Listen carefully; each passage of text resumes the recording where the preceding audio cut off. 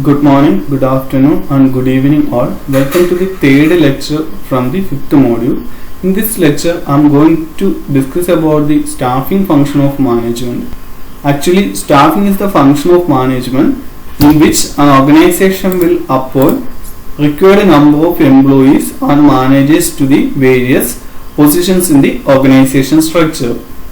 Staffing is defined as filling and keeping filled the positions in the organization structure.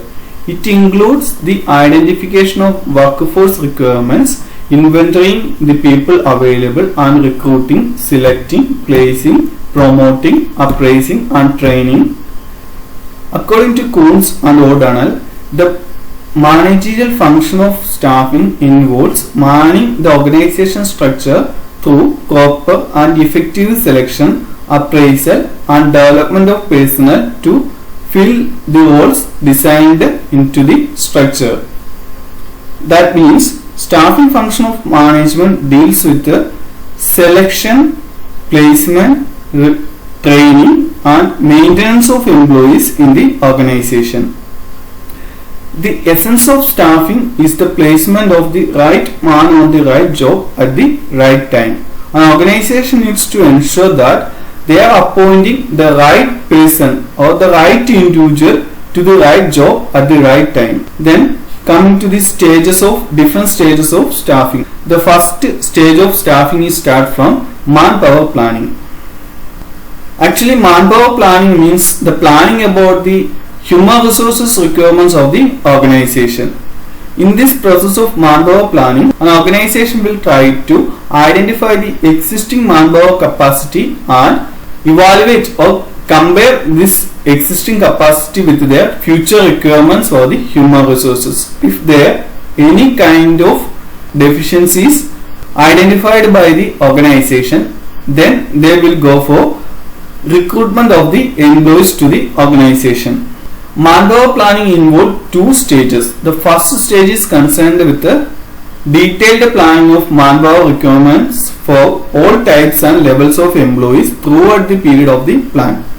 And the second stage deals with the planning of manpower supplies to provide the organization with the right type of people from all sources to meet the planned requirements. That means the second stage of manpower planning deals with the planning about the sources from where an organization can find the required number of employees. The second stage of staffing is recruitment. Actually, recruitment means providing advertisement about the job offers of the organization and motivating the candidates to apply for jobs in their organization. After providing the advertisement through different medias, the organization will go to the third stage of staffing and one of the most important stage of staffing, that is selection. Actually, this is the stage in which an organization will conduct different types of tests and interviews to identify the most suitable candidate for the job in the organization. It is considered as the screening stage of staffing in which the applicants are screened out and suitable candidates are selected as per requirements. The selection stage of staffing is considered as a negative process and recruitment is considered as a positive process. Because in case of recruitment, the organization will provide opportunity for all the candidates to apply for the job in the organization. But in case of selection, the organization will try to avoid the unwanted applications of the candidates by analyzing their capabilities for the performance of the jobs in the organization. Then next stage of staffing is placement. After providing the letter of appointment to the candidates in the selection stage, the organization will go to the placement stage. Placement deals with the putting the most suitable person on a job seat with that job post for which candidate have been selected. Actually, placement is one of the most simple stage in the process of staffing in which the organization will provide a seat for the selected candidate in the organization. That is placement. Next stage of staffing is induction or orientation. In this stage, the organization will introduce the new candidate to the different matters of the organization, which includes the history of the organization, the plans and policies of the organization, their mission and vision of the organization, and the superiors and subordinates of the new entrant, and different aspects related to the working of the employee in the organization. The next stage of staffing is training and development. In this stage, the organization will provide different types of training facilities to the newcomers of the organization.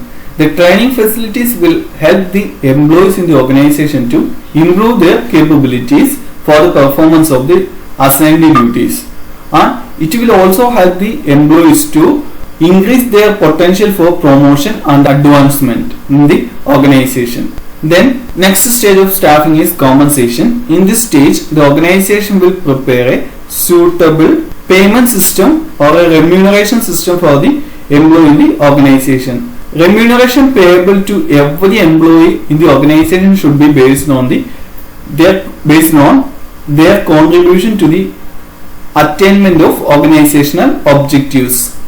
An organization needs to ensure that each and every employee in the organization is getting adequate payment or adequate remuneration for the work done by the employee in the organization.